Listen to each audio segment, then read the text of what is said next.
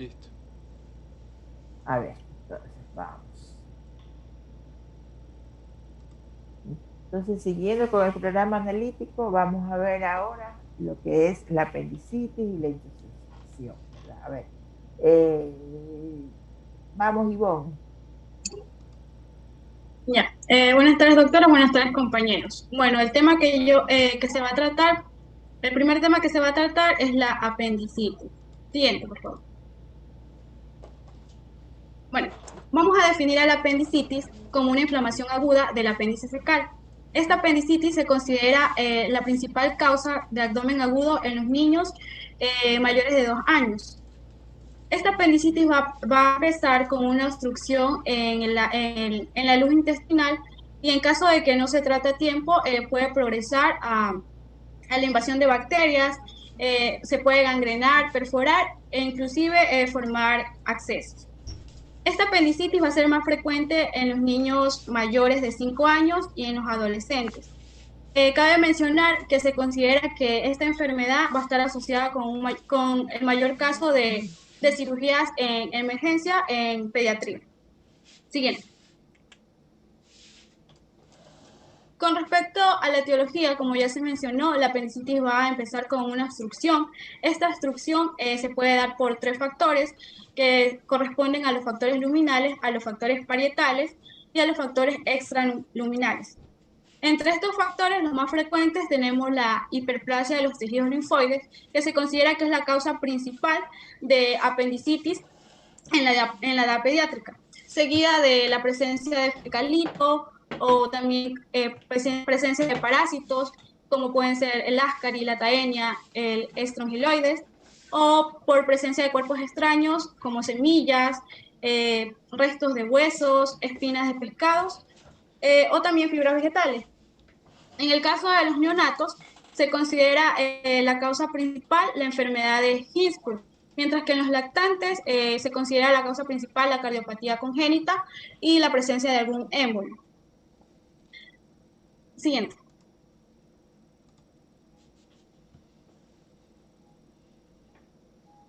Con respecto a la clasificación, podemos clasificar a la apendicitis según su anatomía patológica y según los hallazgos que se encuentren con relevancia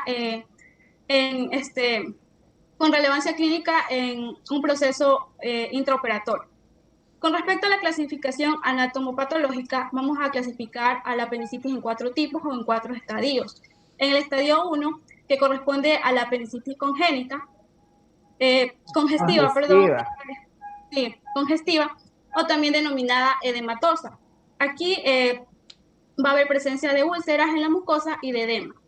El segundo estadio, que es la apendicitis flemonosa, donde el apéndice se va a encontrar flemonoso, con erosiones de la mucosa, así como también supuración y exudados fibrinopurulentos. La apendicitis gangrenosa, como su nombre lo indica, el apéndice va a estar gangrenoso y acompañado de necrosis en la pared, de la pared apendicular. Y el estadio 4, que es la apendicitis perforada, que se produce por perforaciones en las zonas se van a encontrar infartadas. Como podemos observar en las imágenes, en la parte superior izquierda encontramos una figura de una apendicitis congestiva, mientras que en la parte inferior izquierda vamos a encontrar una imagen de una apendicitis supurativa. Y en la parte derecha, en la parte superior, encontramos una apendicitis gangrenosa y en la parte inferior una apendicitis de tipo perforada. Siguiente. Con respecto a la otra clasificación, que es según la relevancia clínica que se van a encontrar en los procesos intraoperatorios, se clasifica la apendicitis en complicada y no complicada. En el caso de una apendicitis no complicada, no va a haber presencia de necrosis, ni de gangrena o perforación, por ende no va a presentar complicaciones ni peritonitis. Se considera que este tipo va a tener menor riesgo de presentar alguna infección en la herida quirúrgica. Mientras que en la apendicitis complicada, en este caso ya va a haber necrosis, va a estar gangrenosa, pero va a existir casos en donde va a haber perforación y en casos donde no va a existir tampoco perforación. Sí va a haber perforación. En el caso de haber perforación, se puede producir una peritonitis y puede complicar la apendicitis. Y este tipo tiene mayor riesgo de presentar infecciones en la herida quirúrgica. Siguiente.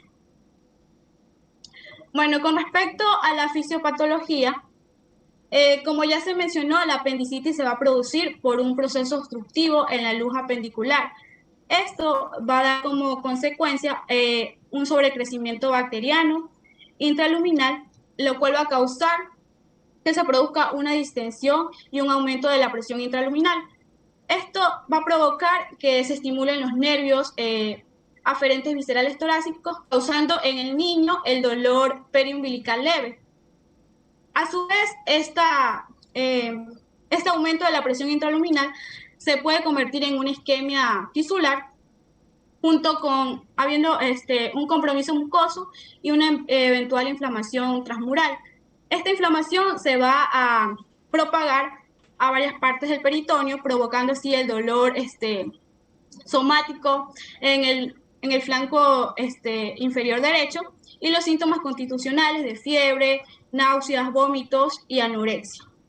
Como podemos observar en la imagen, dentro de las primeras 24 a 36 horas se puede observar un apéndice normal y se puede transformar en uno simple o carral, provocando también una apendicitis flegmonosa o fibrinosa, y por ende va a haber drenación y en ciertos casos se va a perforar provocando complicación.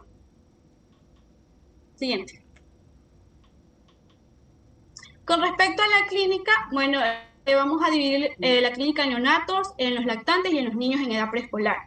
En los neonatos, por lo general, se va a presentar distensión abdominal, acompañado de irritabilidad y vómitos.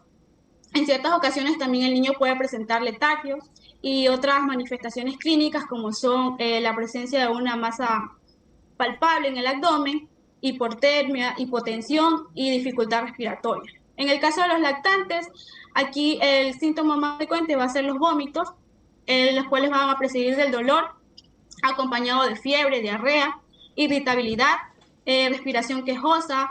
También puede haber presencia de tos o rinitis y dolor en el flanco inferior izquierdo, derecho.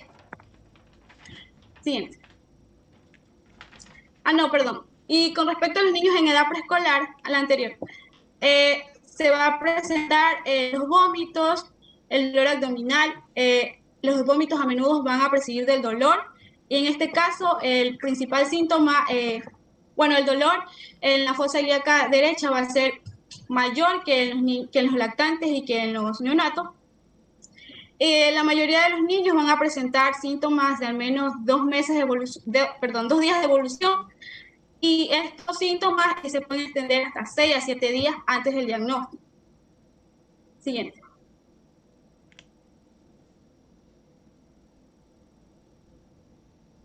Ya. Bueno, con respecto al diagnóstico, se da por medio de 2 parámetros, que es la clínica y los exámenes complementarios. Con respecto a la clínica, se debe realizar una buena anamnesis y una correcta exploración física. En la exploración física se debe tener en cuenta la inspección, la auscultación y la palpación del niño. En la inspección se va a poder observar el comportamiento del niño, así como también el aspecto que va a presentar el abdomen. En ciertos casos, cuando la apendicitis es temprana, dentro de las 18 a 36 primeras horas, el niño va a presentar un aspecto levemente enfermo, se va a mover con inseguridad. Al momento de caminar, lo va a hacer de manera encorvada hacia adelante y con frecuencia va a caminar cojo con la pierna derecha. Ya, y cuando se encuentran de cúbito, por lo general van a estar quietos sobre el lado derecho, con las rodillas hacia arriba para poder relajar los músculos abdominales y disminuir el dolor.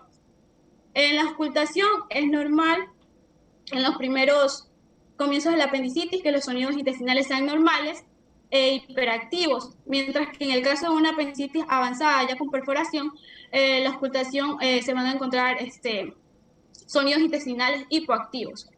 A la palpación, el principal signo va a ser la hipersensibilidad dolorosa abdominal y también podemos palpar el punto doloroso de Bad-Burn. De aquí se va a encontrar ubicado en la unión de los 2 tercios lateral y medio de la línea que va a unir la espina ilíaca anterosuperior derecha con el ombligo. Cabe recalcar que este punto se va a localizar en otra parte aberrante del apéndice, pero en ciertos casos no se considera un diagnóstico definitivo. Siguiente. Ya. Para el diagnóstico también podemos tener en cuenta los siguientes signos que son característicos en una apendicitis, como son el signo de Dubny.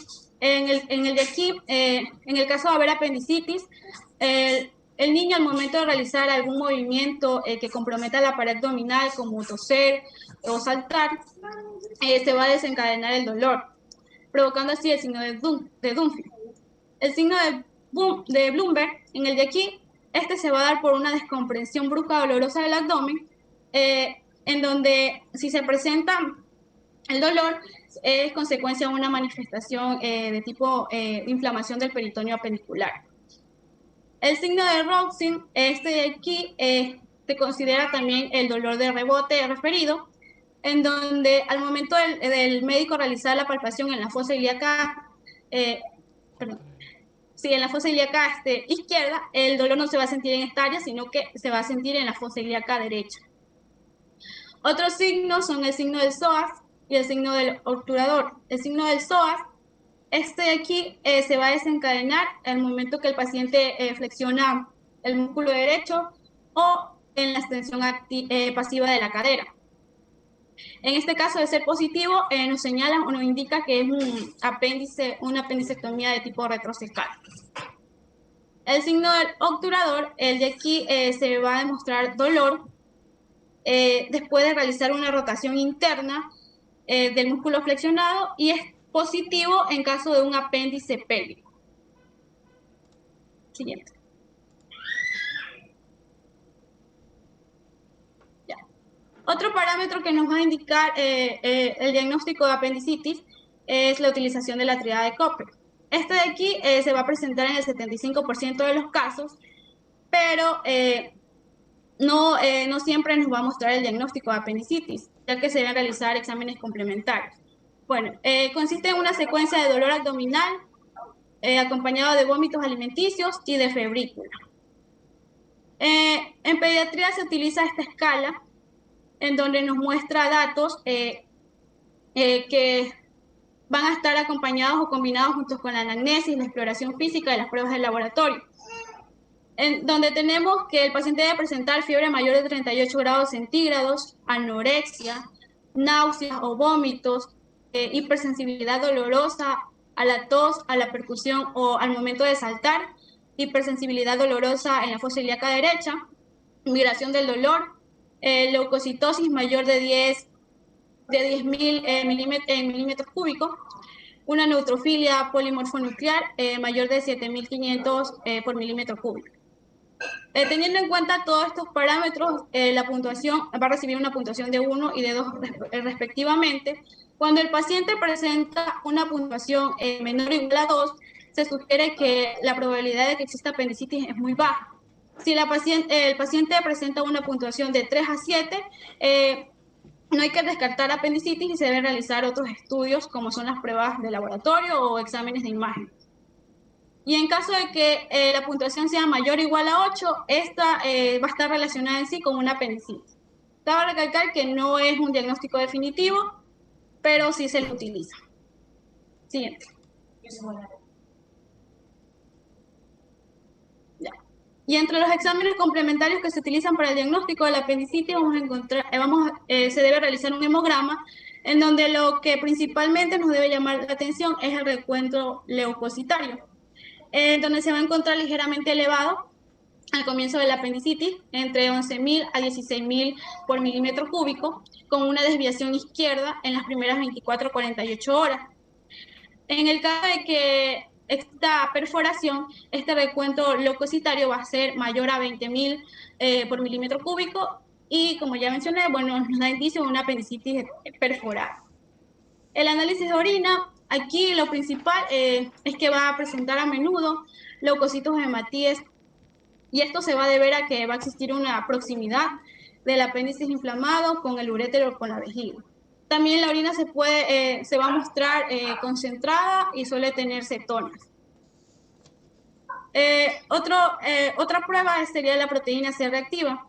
Esta de aquí va a estar aumentada en proporción al grado de la inflamación apendicular, pero es inespecífica y en ciertos casos no se utiliza. La proteína amiloidea sérica, esta se va, Gracias, señorita Castillo. Gracias, señorita Castillo. Deje que continúe. A ver, vamos. Eloy. Ya, doctora. Siguiente, por favor. Vamos a ver entonces las pruebas de imágenes. Después de una evaluación meticulosa con anamnesis, exploración física y revisión de las constantes vitales y las pruebas analíticas, si el diagnóstico sigue siendo dudoso, los estudios radiográficos avanzados pueden mejorar la precisión diagnóstica. Tenemos las radiografías simples. Estas pueden mostrar varios hallazgos en la apendicitis aguda, que incluyen asa centinela de intestino e hilio localizado, también escoliosis por causa del espasmo del músculo psoas, nivel hidroaéreo en el colon por encima de la fosa ilíaca derecha, lo que se conoce como signo de corte del colon. También se puede presentar una masa de partes blandas en la fosa ilíaca derecha o un apendicolito calcificado. En la ecografía tenemos que esta se utiliza frecuentemente para mejorar la precisión diagnóstica en la evaluación de la apendicitis aguda y esta ha demostrado una sensibilidad y especificidad muy altas, como del 90%. Se emplea la compresión abdominal graduada para desplazar el ciego y el colon ascendente e identificar el apéndice, que suele tener el aspecto típico de una diana. Entonces, los criterios diagnósticos ecográficos para el apendicitis consisten en un grosor de la pared mayor o igual a 6 milímetros, distensión luminal, ausencia de compresibilidad, una masa compleja en la fosa ilíaca derecha o un apendicolito, ¿ok? Tenemos la tomografía computarizada. Esta solamente debería realizarse en pacientes cuidadosamente seleccionados y observando siempre las recomendaciones de radiación para los niños. Tiene una sensibilidad y especificidad muy alta en la apendicitis aguda. Los hallazgos en la tomografía computarizada acordes con apendicitis incluyen un apéndice de paredes gruesas, distendido, una dilatación mayor a 7 milímetros, también estriación inflamatoria de la grasa mesentérica circundante y un flemón o absceso pericecal. Siguiente. Bueno, tenemos el diagnóstico diferencial. La lista de enfermedades que pueden simular una apendicitis aguda es... A ver, entonces, Eloy. Entonces, cuando usted sospecha de apendicitis, ¿qué examen de radiológico va a solicitar? Una radiografía simple y también una ecografía si es posible. Pero siempre es... ¿Mande? ¿Cuál ayuda más? Yo considero que la radiografía simple. Porque son más las alteraciones que se pueden observar. Doctora, bien, si ya tenemos un examen de laboratorio, lo ideal para imágenes, tal vez por la facilidad y la mayor especificidad, es la ecografía. Porque, ¿qué es lo que vamos a encontrar en la ecografía? Vamos a encontrar si hay líquido periapendicular, que es importante, si la grasa periapendicular está un poco brillante, por decir, hiperecoica, por decirlo de esta manera, y si hay una obstrucción del propio apéndice. ¿Por qué es importante? Porque si hacemos una radiografía no nos va a dar que hay asas intestinales dilatadas y todas estas estructuras que, si bien es verdad, es parte de todas los que son las patologías digestivas, pero que nos localicemos como lo que pasa con la ecografía nos da mayor especificidad. Exactamente, ¿no? Eso es lo que se hace ahora. Cuando usted tiene un diagnóstico de apendicitis, van a hacer la ecografía para ya estar más seguros. Sí, sigamos. Perfecto. Ya, bueno, como mencionaba, la lista de enfermedades que pueden simular una apendicitis aguda es extensa, porque muchas afecciones gastrointestinales, también ginecológicas e inflamatorias pueden manifestarse con una anamnesis, signos y síntomas patológicos similares. Pero entre las más comunes tenemos la gastroenteritis y la adenitis mesentérica. Vamos a hablar acerca de cada una de estas. La gastroenteritis es el diagnóstico erróneo más común en un niño con apendicitis. Esta es una inflamación de la membrana interna del intestino causada por un virus. También puede causarse por bacterias o parásitos. En general, esta afecta a niños pequeños, predomina el vómito, también la diarrea. y el dolor se inicia junto con los vómitos o la diarrea, o aparece en algunos casos también posteriormente, y no suele este ser el síntoma principal, ni es localizado tampoco. Y a la ocultación suele haber un aumento de los ruidos hidroaéreos cuando, bueno, en los pacientes con presentación aguda, en que se refiere a menos de las 72 horas, los vómitos que preceden al dolor, la diarrea y los vómitos no biliosos abundantes y la fiebre alta sugieren una gastroenteritis. En el caso de la adenitis mesentérica, esta es una inflamación de los ganglios linfáticos del intestino, la cual afecta a niños por lo general mayores de 3 años y también adolescentes.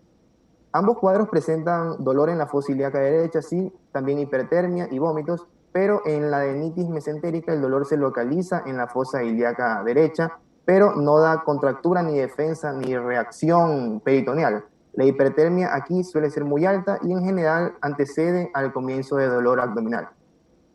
También es más común en las mujeres, ¿entiendes?